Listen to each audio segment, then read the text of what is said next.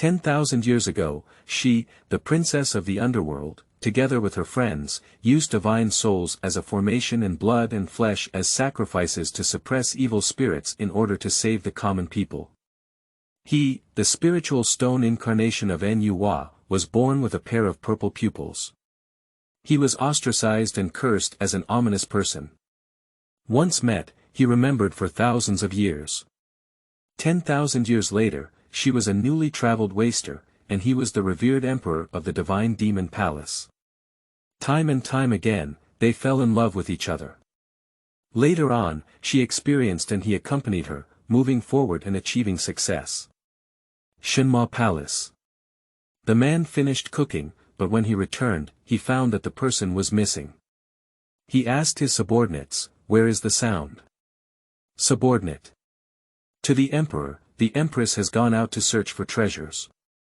Emperor Zun looked at the carefully prepared food and said, "My subordinates observe the nose and the mind." The next second, a gentle breeze blew by. My subordinates looked up, and there was no more majestic figure.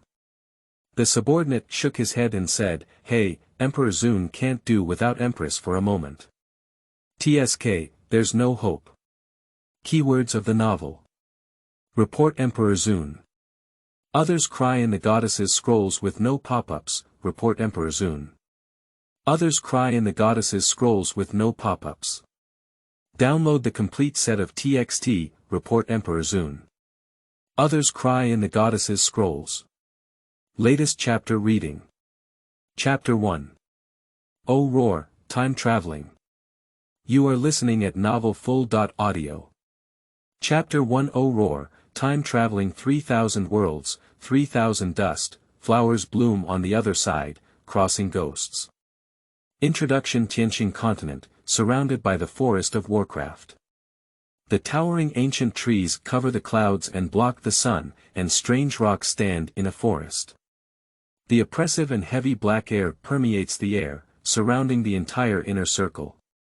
Two guards dressed up carrying a long burlap bag, cursed and walked along a winding path. Damn it, these young ladies from this family are really good at playing. If they kill someone, they'll have to throw them into such a creepy and terrifying place. What kind of grudges do they have to deal with a fool like this? Don't talk nonsense, could such a big shot send us guys over? Can you be a troublemaker? If you continue to pity others, your own life will be ruined for now. Big brother, I just want to make a few complaints. It's not that bad, that person is so far away from us. What's so far away? I've heard that those big shots are quick-witted and easy to hear from you. Alright, hurry up and finish this order.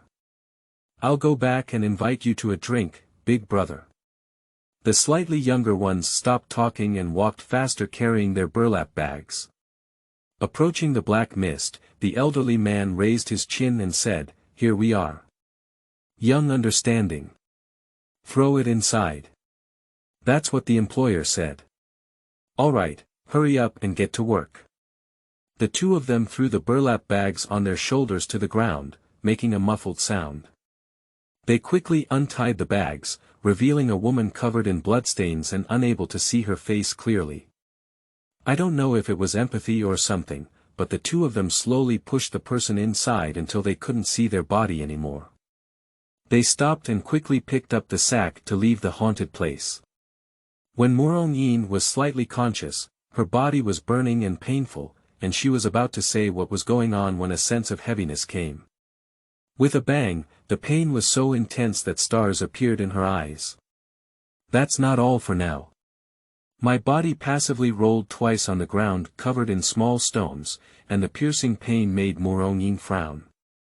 Her heavy eyelids were lifted, and she was about to curse at which little rabbit dared to throw her, when a strong sense of weightlessness struck. Holy crap, the ink eyes widened. The darkness was overwhelming, and nothing was visible. The sound of hunting winds lingered in her ears, and Murong closed her eyes, lost in thought. Is this hell? She didn't do anything immoral, shouldn't she go to heaven? Are people so sensitive to pain when they die? Bang! Clatter, it really hurts. Like a painful tide of salt splattered on the wound, it surged forward, eroding its only consciousness. The feeling of suffocation constantly invades the brain, and the numb body desperately moves with the instinct of survival. Slowly, the limbs came to a stop, and the heavily injured body slowly sank down. After an unknown amount of time, the silent lake surface suddenly boiled up, and a beam of red light broke through the quiet and dark lake surface, reaching straight into the sky. It lasted for a full 15 minutes before the light disappeared and the lake surface returned to calm. However, it exploded outside. Look! Suddenly, a red light appears in the surrounding area of the Warcraft forest. There must be a genius treasure in the world. Let's hurry and maybe we can catch up. Surprisingly, there is a genius treasure appearing in the inner circle. I need to hurry up and join the fun, maybe I can see the brilliance of the treasure. Treasure. Look who dares to compete with me. For a moment, those in the Warcraft forest, or those far away in the city, or even some isolated old guys, rushed out and shot towards the direction of the red light. Divine Demon Palace Emperor, why do you always go against our heavenly demon sect everywhere? This divine object was clearly discovered by our sect first, and it belongs to our sect. Emperor appears at this time with the intention of forcibly seizing it. In the space surrounded by ancient wood, several men stood out of thin air, led by an elderly man dressed in a grey Taoist robe with white hair on his temples, angrily questioning. Has the heavenly demon sect become so shameless? The heavenly materials and earth treasures are naturally raised by heaven, so why have they become something of the heavenly demon sect? The man in white, located in the right rear of the purple-robed man, smiled rather than smiled, with a fox eye hanging in his eyes, mocking dashing. The old man gave a meme, suppressed his anger, and his expression changed. He looked at the man in the purple robe and said, "The Emperor's subordinates are so merciless. Are they preparing to tear off the face of the heavenly demon sect?" Although the heavenly demon sect is not as powerful as the divine demon palace, it is not something that can be easily manipulated. The man in the purple robe didn't even lift his eyelids and casually uttered 2 words, interrupting the old man's words. Noisy. Completely ignoring these people, leisurely turning around and flying down the abyss. The old man in the grey robe was scolded and his loose skin kept twitching. The man in white sneered and turned around, chasing the man in purple with the man in black beside him, completely not worried that these people would suddenly attack them. The air was filled with awkward silence. A disciple dressed up behind the old man approached cautiously. "Elder, the divine demon palace has arrived. Do we still need to go there? Are you asking, Elder? If you're so afraid of the divine demon palace, don't stay in the heavenly demon sect." The old man in the grey robe looked at the disciple with a gloomy expression. His thin and emaciated hand pinched his neck, and with a click, his neck snapped, leaving the disciple speechless on the spot. The remaining few people saw this and their pupils shrank. No one expected the elder to kill anyone if he said so, and their desire to flatter and flatter disappeared for a moment. The sinister and murky eyes scanned several people and gave a cruel smile, saying, "If anyone else is afraid of the divine demon palace, this is the end. Let's go. Under the abyss." The man in the purple robe stared silently at the head of Guar on the lake. Purple eyes met ink pupils, speechless and very embarrassed.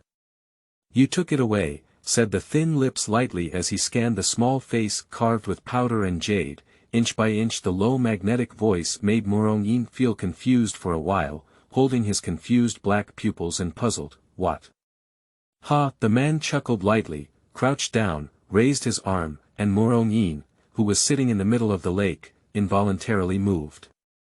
When she reacted, her chin had already been lifted by the man. Murong heart beat like a drum, her whole body tense, and her ink pupils met her purple eyes. "You're really bold," the man said lightly, his fingers sliding and tightening. "Wow, Lao Yun. You're actually teasing the little girl." An exaggerated laugh successfully broke the deadlock between the two. Murong turned her head with difficulty and saw two men, one black and one white, walking towards her. The man in white, who was speaking, exaggeratedly covered his eyes and looked like a gentleman, shouting, "Oh my, don't look at me unless I'm polite, don't look at me unless I'm polite.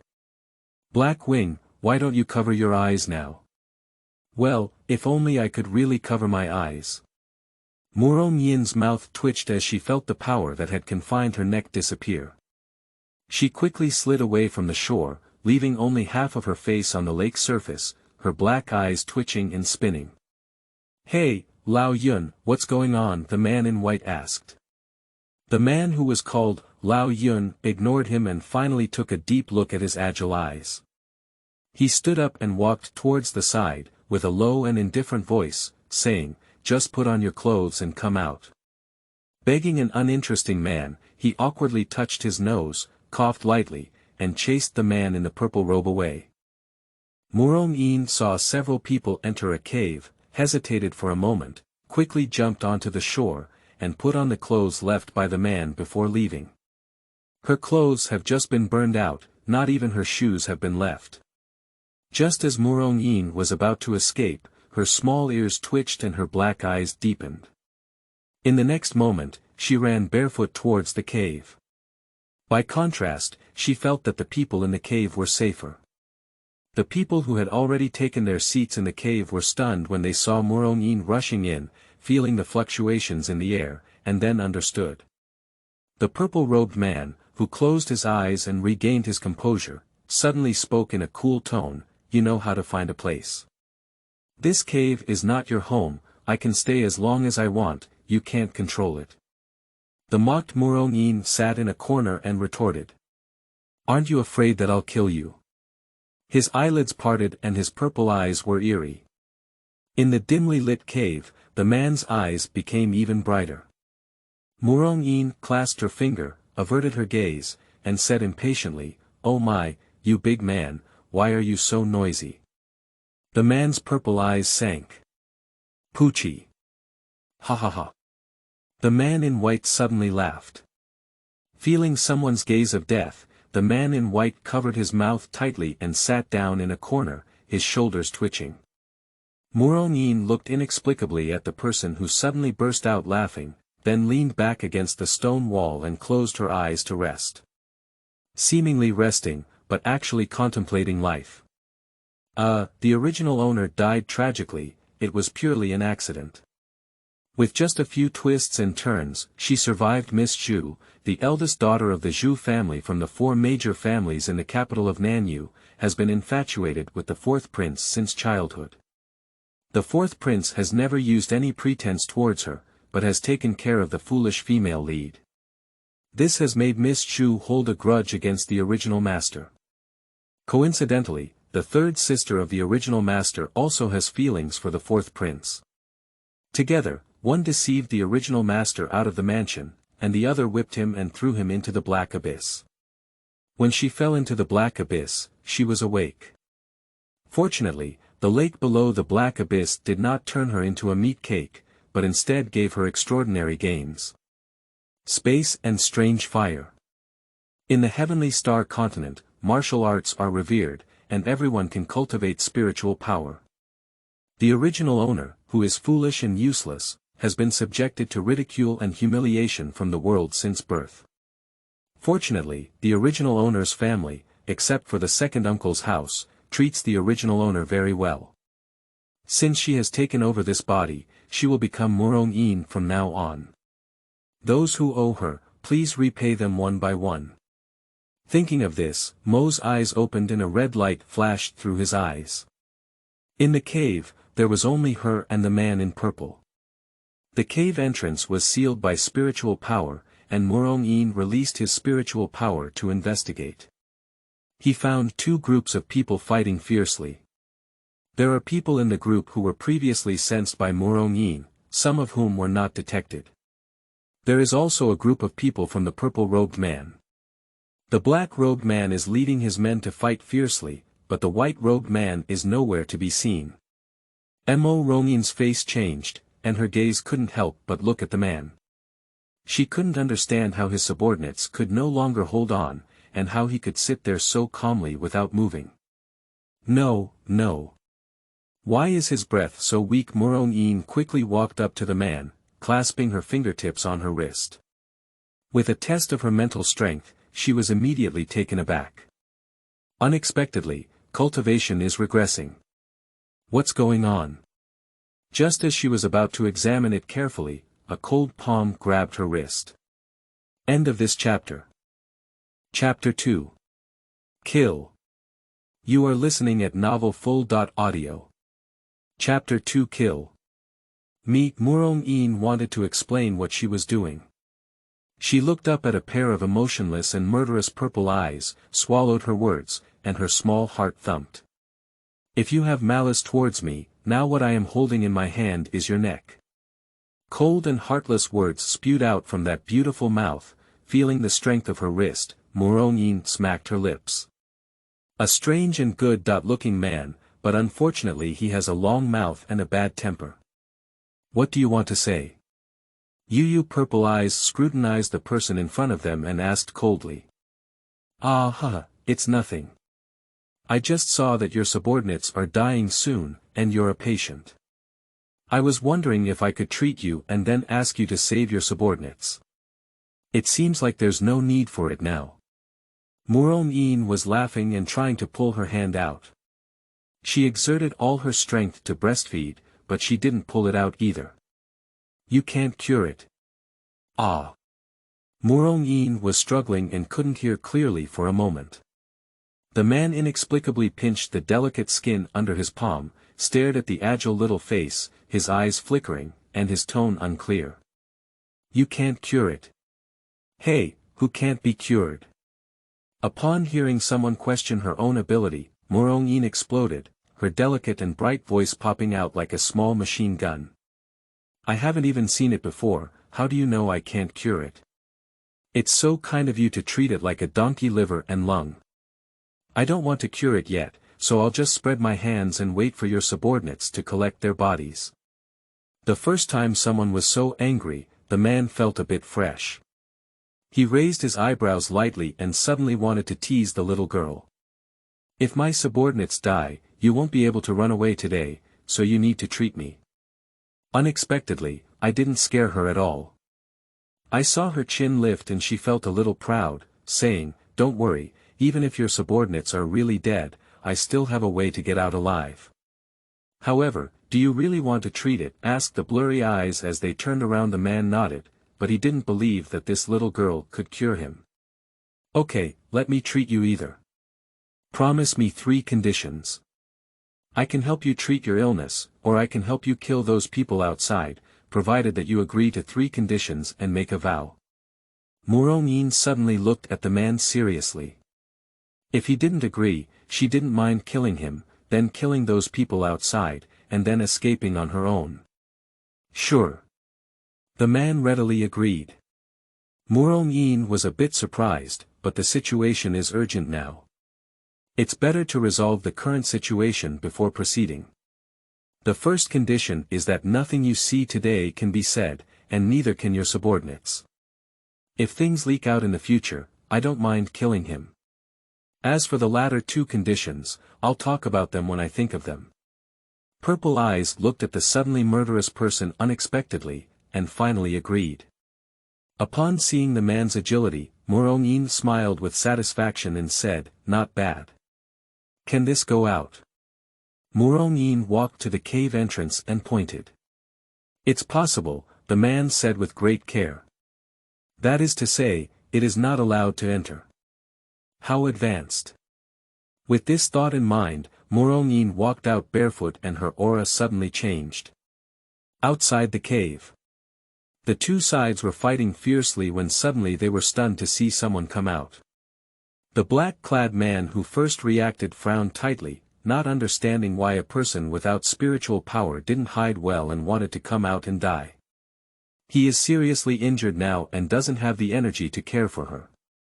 He can only desperately wink at her, hoping that she can go back and hide before the elder of the heavenly demon sect reacts.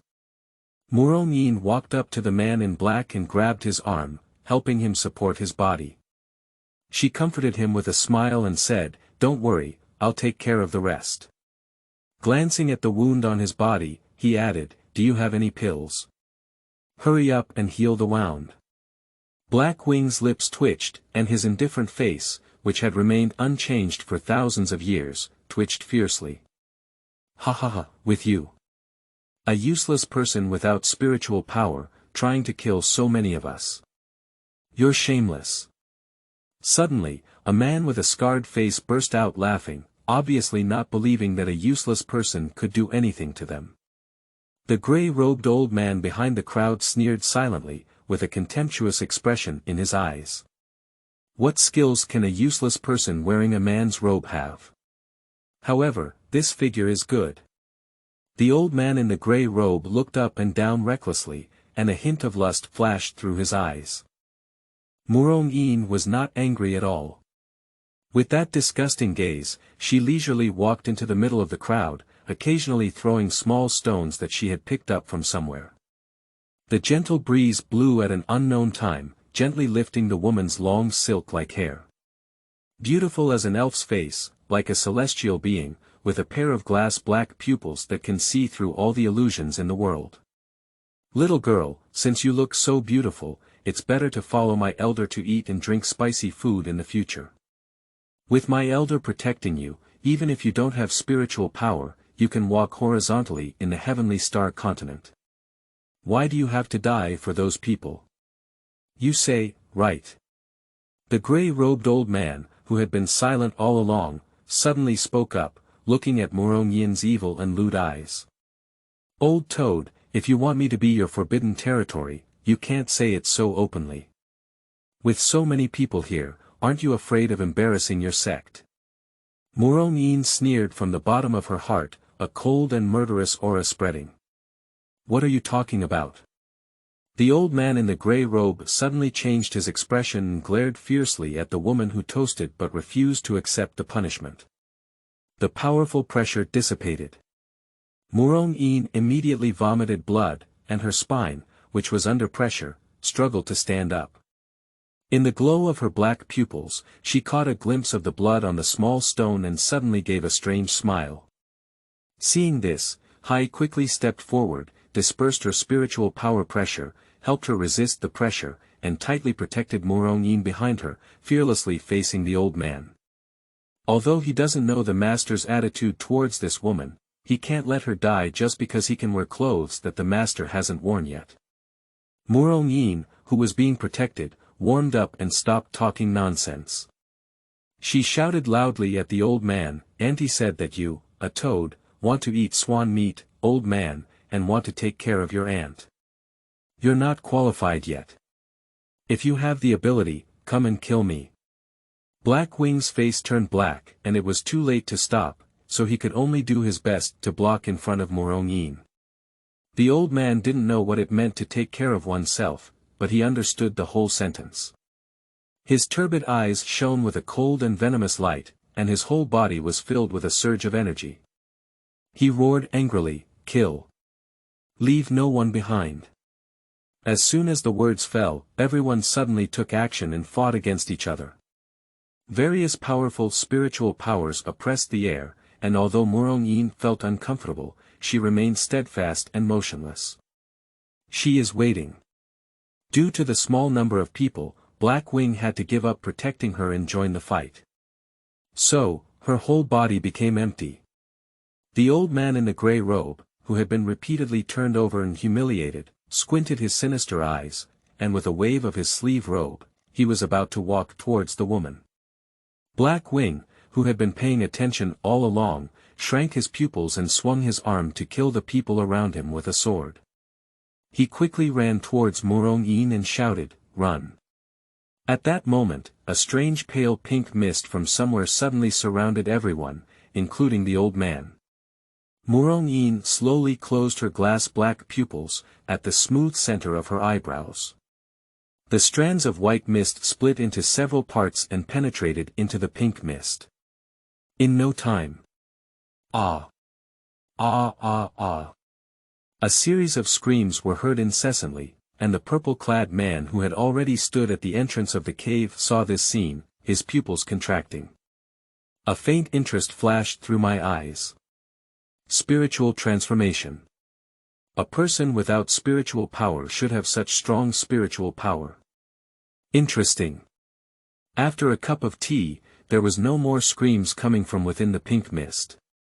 The white mist on the eyebrows receded, and the tightly closed glass black pupils opened. Her pretty face turned a bit pale. Hey, this body is still too weak to withstand her powerful spiritual power. It seems that we need to exercise more in the future and strive to make this body fully match our soul earlier. Since it's out, let's leave the rest to you. Murong turned around and looked at the man standing at the entrance of the cave with a calm expression. The man being summoned squinted his purple eyes for a moment and chuckled lightly, "Oh, little girl, she's quite clever." Even if exposed, Murong didn't feel any embarrassment. With a slight smile, she looked at the handsome man walking towards her and couldn't help but sigh, this is Nu's biological son. Unfortunately, this man looks very dangerous at first glance. It's better to stay as far away as possible when leaving the black abyss. Just as the man stood beside her, a hint of surprise flashed through her heart. Murong turned her head and saw that a man in black had escaped from the mist. Upon closer inspection, it was the person who had been protecting her before, who was the subordinate of the man beside her. As soon as Blackwing escaped, he saw a man and a woman standing there, their hearts lifted and they sat down on the ground, taking out pills to heal their wounds. After the handling was over, he walked up to the man and knelt on one knee, saying in a deep voice, "I am incompetent. Please punish me, Lord.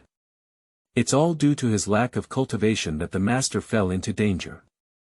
"Get up," the man spoke calmly. "Go kill the people of the heavenly demon sect." Blackwing looked up in surprise. Is this an opportunity for his master to redeem himself? Yes.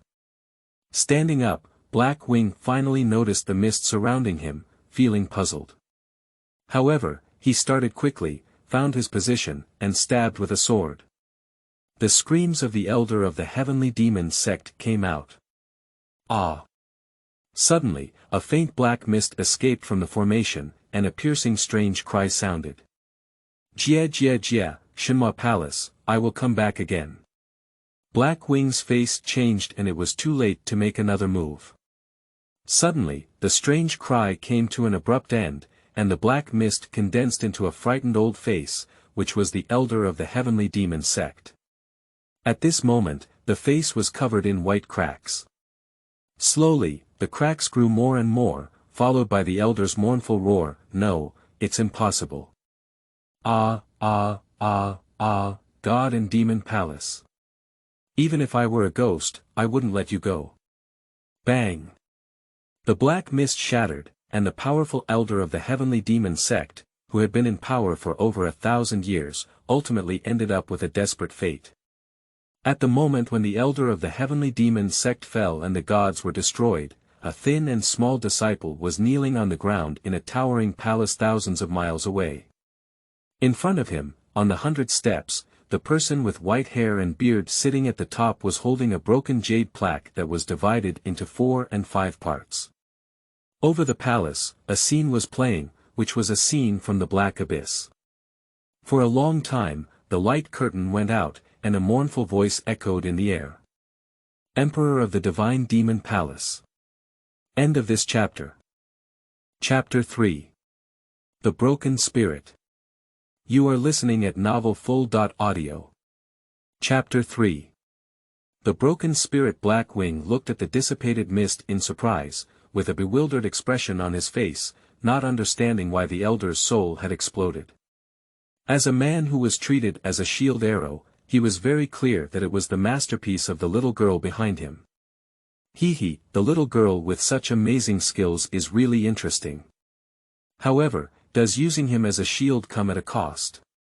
Deep purple eyes, deep and indescribable.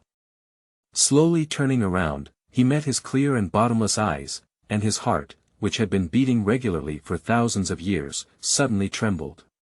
Slowly tracing the pale cheeks, I realized in my heart. Thin lips lightly parted and said, "Do you want to rest for a while?"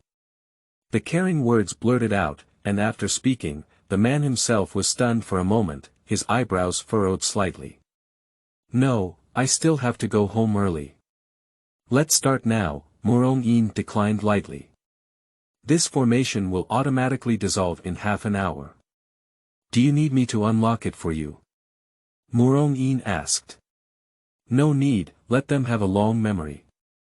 The man spoke lightly. Black Wing, who was listening on the side, secretly lit a candle for his brothers. The master became angry. "Brothers. Let's go all the way, then go to the cave." "As you please." Entering the cave, the two sat opposite each other. Murong looked at the man's expressionless handsome face and vaguely sensed that he seemed to be in a bad mood. Murong couldn't understand why a man's emotions could change like the weather.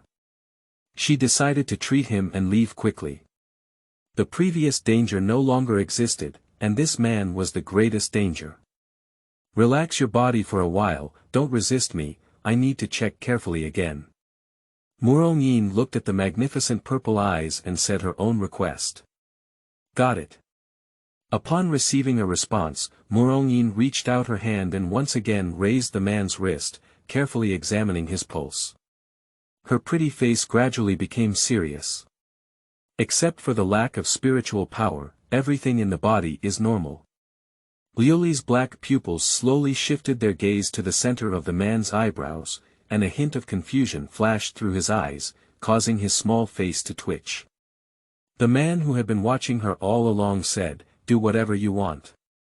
Murong eyelids twitched as she reached out her finger and poked her forehead, probing, "Here, can I go in and take a look?"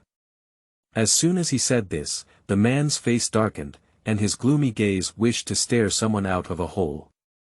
I couldn't help but wonder if this little girl was sent by some force, but looking at her transparent eyes, the man decided to give it a try.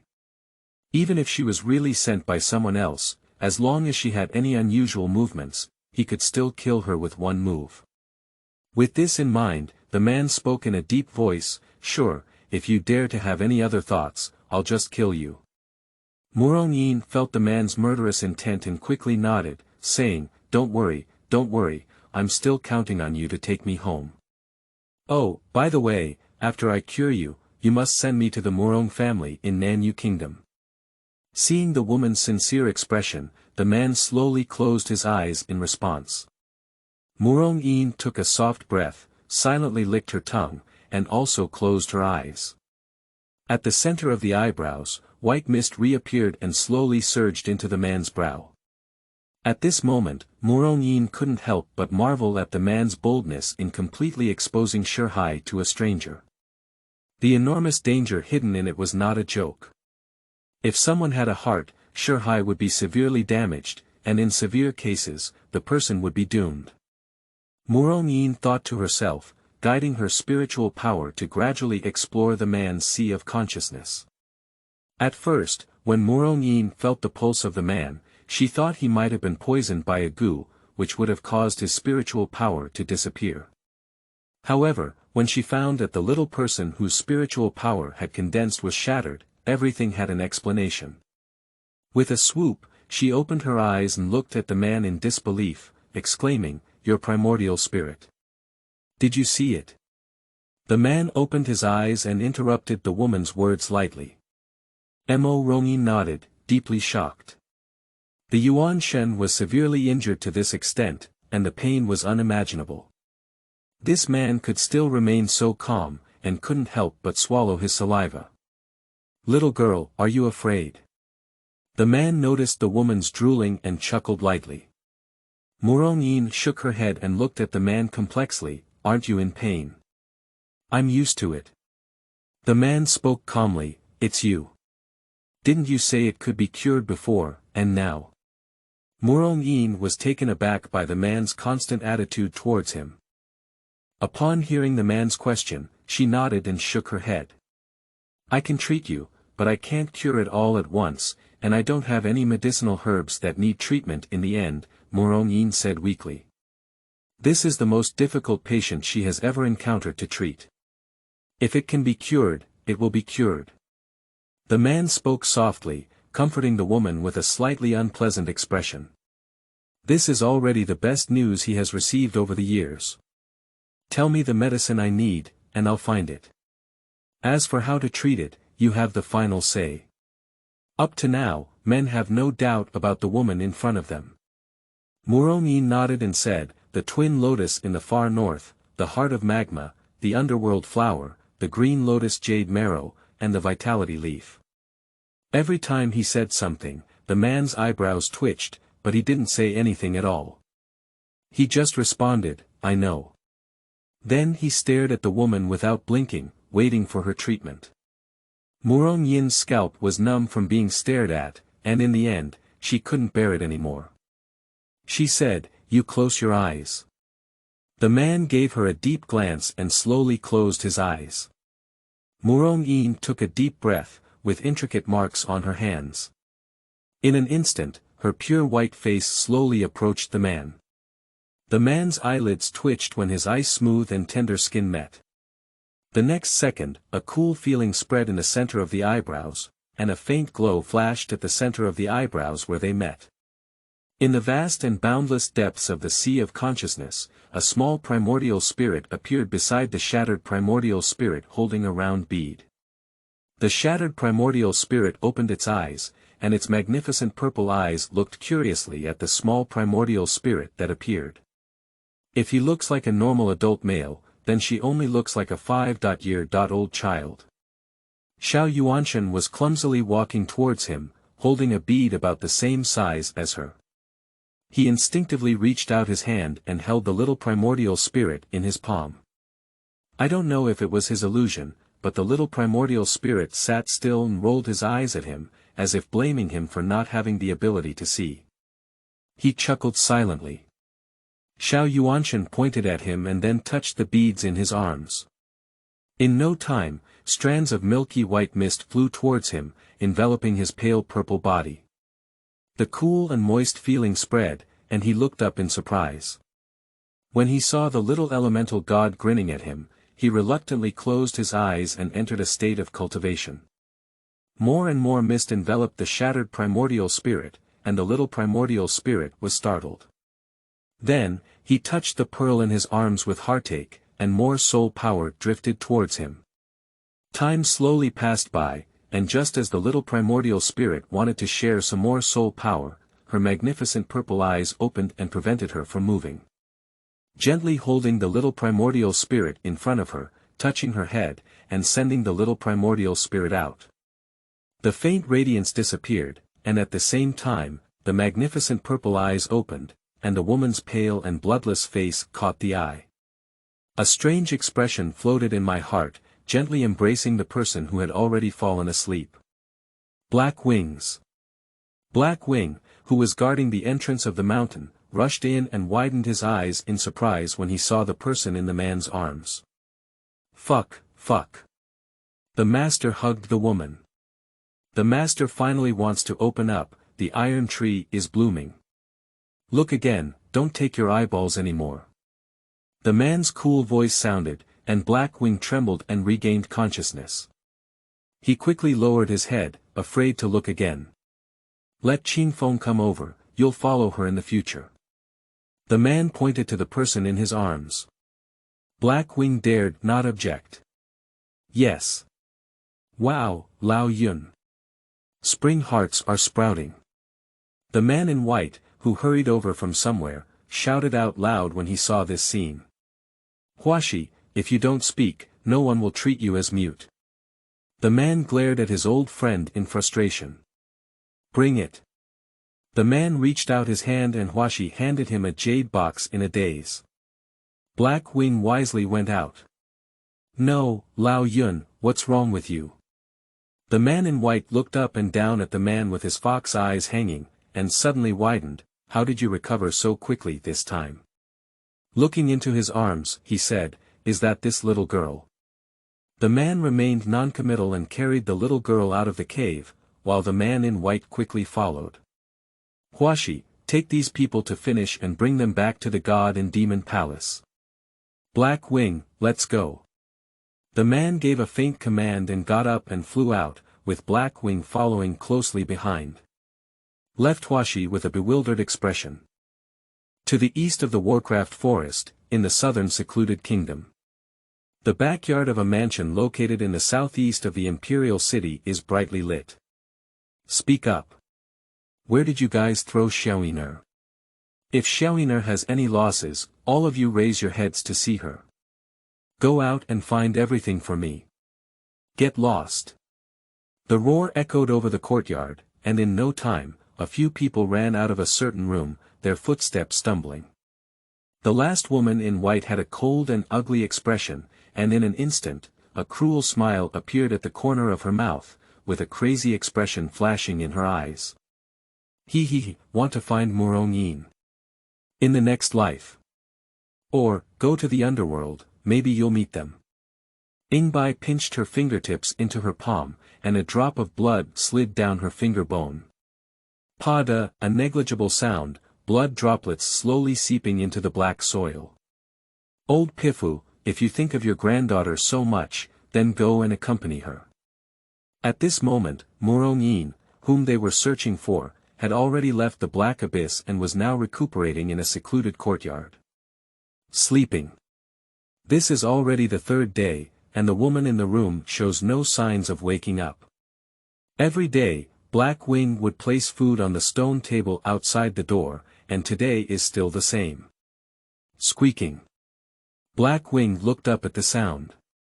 My eyebrows are like distant mountains with dye, my skin is like peach blossoms with a smile, my hair is like floating clouds, my eyes are like stars, and I wear a purple dress from the Twilight Mountains that fits my curves.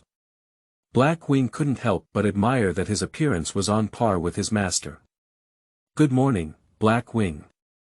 The woman walked over with a light smile and casually greeted her. Miss Murong is awake, said Black Wing. Murong nodded and saw the food on the table, her eyes lit up.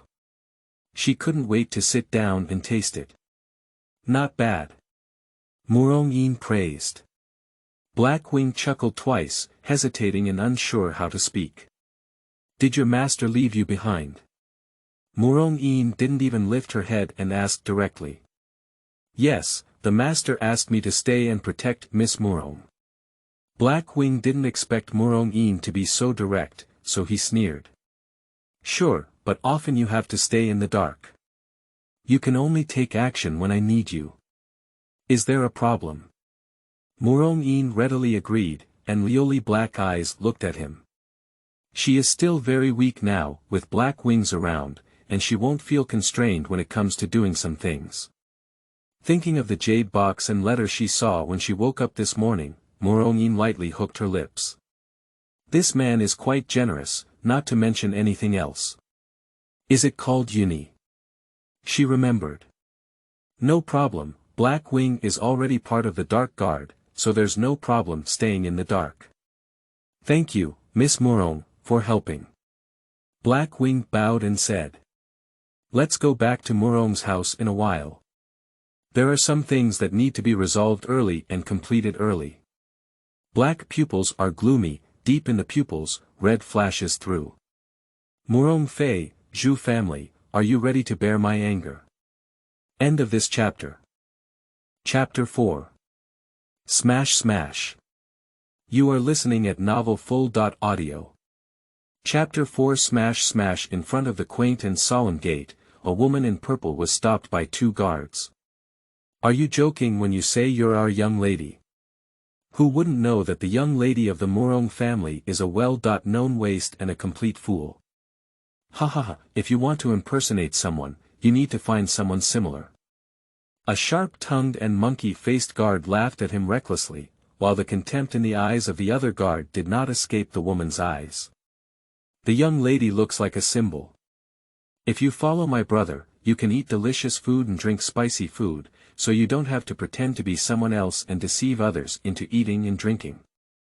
How about that? The sharp-mouthed monkey-faced guard blinked his lustful green bean eyes, and the salty pig hand had already boldly touched the woman's face. Mo Tong's cold light flashed, and the delicate jade fingers grabbed the restless hand and forcefully broke it. Click. Ah! A sharp scream pierced through the sky. I don't even know the master of my own family, so I don't need your eyes as a servant anymore. As time passed, the long sword from the guard's waist fell into the woman's hand with a gentle wave. Pushi. Warm blood splashed on the woman's dress. My eyes. I'm going to kill you, bitch. A pig-like howl came from the guard's mouth, reaching out to grab the long sword. The woman did not give him a chance, and with a wave of her arm, the guard was split in half, dying to the point where he could no longer die.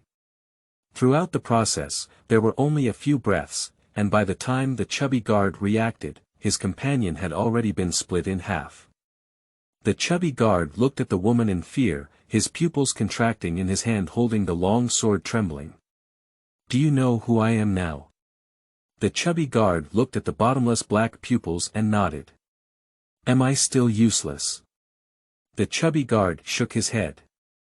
May I go in now? The chubby guard nodded. The woman glanced at him with a smile on her face, then turned around and walked in. The chubby guard was both startled and frightened as he wanted to see the direction the woman was walking, but a sword with a cold light came towards him. The chubby guard instinctively dodged and inserted his sword straight into the pillar next to him. Drops of blood are left along the hilt of the sword. Daida, Daida, the voice, like a talisman, surrounded the fat man's ear, and his eyes involuntarily turned towards the body lying on the ground, as well as the broken eyeballs. The chubby guard sat on the ground, with a puddle of water gradually forming on the grey marble. It's too scary. Is that really Murong? Murong smoothly entered the backyard of Murong mansion, and a hint of doubt filled her eyes. Where have everyone gone? Mo's eyes swept over the rockery pool, and a stunning expression leaped onto his eyebrows, marveling at the beauty of this restaurant. Suddenly, a sharp cry came. Waste! How could you be here? With a furrowed brow, Murong turned around and saw a pink figure standing 10 steps away from her, her voice coming from her mouth. Glass black pupils looked at the person without any concealment, with pink cheeks, willow eyebrows, and apricot eyes, but she was a beautiful embryo. Unfortunately, the venomous expression in the eyes disrupts the beauty. Pull the corners of your mouth, Murong Fei. Oh, one of the people who bullied the original owner, I didn't expect to meet him so soon. In places that Grandpa Murong couldn't see, he would either hit or curse the original owner, punching and kicking. For over a decade, more than half of the injuries on the original owner's body were caused by Murong Fei. Since it was delivered to the door, she wouldn't hesitate. Waste, what are you looking at? Believe it or not, miss, I dug out your eyeballs. Murong Fei glared fiercely at Murong with a knife-like gaze that wished to pierce through her stunning appearance, burning with jealousy in her heart. A useless person, how could he have such a good appearance? Murong looked at the jealousy in her eyes, and her ink eyes turned slightly, mocking, who the hell is that? Of course it's you. Murong Fei shouted loudly. Hee, so you're a waste. Murong stretched her tone and looked at someone's mutated face with a smile on her face. You. Murong Fei was swayed by Murong, her face twisted, and she roared angrily, you trash, dare to insult me, I'll kill you. As the words fell, a pink figure rushed over, with a sharp whip at his waist, straight towards Murong face. What a poisonous thought. With a cold gaze, Yun Boots took a step forward and rushed out with a light body. The target was Murong Fei. Murong Fei couldn't believe the person coming towards her, but more importantly, she mocked this useless person unconsciously. Waste is waste, even if you want to resist. But it's okay, I'll send you to hell today. Thinking this way, Murong Fei added spiritual power to the whip. She not only wanted to destroy Murong Yin's appearance, but also her life. Murong Yin noticed the slow-flowing airflow on the whip's body. Her eyes sank and she didn't retreat but moved forward. She reached out to grip it, and the burning pain came from the palm of her hand. She pursed her lips, tightly grasped the tail of the whip, and fiercely snatched it away. Murong Fei was taken away with her weapon, and for a moment she was stunned. She looked at the whip coming towards her, her eyes widened, and she exclaimed in surprise, "Waste, how dare you!" Pop! Ah! The crisp whips, accompanied by the woman's screams, quickly attracted the servants of the Murong mansion. But will Murong Yin stop? That won't happen. Others are going to kill her and even disfigure her. Why should she be polite? Murong Fei's past humiliation towards the original owner cannot be repaid with these few lashes. With a light wave of his arm, one whip after another landed on Murong Fei, who was now rolling all over the ground. If there are observant people, they will find that every whip Murong Yin strikes seems to be disorganized, but in reality, it falls everywhere on the big hole. In this way, not only will the pain double, but it will also have an impact on Murong Fei's future cultivation. Waste, please stop me. I'm going to kill you. Ah. Waste. Stop it. Ah woo, useless elder sister, please stop quickly. Fei won't dare again. Ah. Woo. Murong Fei only took a few breaths from the initial clamor to the final plea for mercy. The servants who had already gathered around dared not say a word, looking at the woman with a frosty face in disbelief. Is this really that foolish and useless Murong Yin? When did she become so powerful? Also, she's not stupid. Still becoming so fierce. For a moment, everyone fell silent, and no one dared to step forward to stop them. They silently listened to Murong Fei's screams, from strong to weak, and then to silence. Murong Yin looked at the person who had fainted on the ground, and a cold light flashed through her eyes. The next second, her wrist flipped and a whip with a strong wind hit her face, shouting. Pop! With a whip, a long bloodstain fell on the smooth face. If you want to ruin her face and show some respect, she will feel very uncomfortable. Hiss. The sound of air conditioning echoed one after another, and Miss San was actually disfigured. If the master finds out, will these onlookers still have a chance to survive? Miss Fei, why are you so malicious? How could you ruin a woman's appearance? Don't you know how important a woman's appearance is? Asked a servant in the crowd, his voice decreasing as he touched the lukewarm gaze. A cold gaze swept over the servants in a circle and fixed its gaze on the speaker. The corner of the mouth pulled up, and a hint of coldness spread from the corner of the mouth, thinking it was someone. It turned out to be the running dog of the Murong family's second house. Don't worry, it will take a long time to tidy up these miscellaneous items slowly. Thinking of this, Murong Yin threw away the whip in her hand, straightened her spine, and spoke loudly. Miss San spoke rudely today and even attempted to ruin my appearance. Her malicious heart is unimaginable. As the eldest sister, it is only natural to educate the younger sister. Yu Guang caught a glimpse of the dissatisfied person, and his ink eyes flickered as he said, however, I have made some ugly remarks before me. If I hear some bad comments in the future, I won't be able to handle it with just a whip.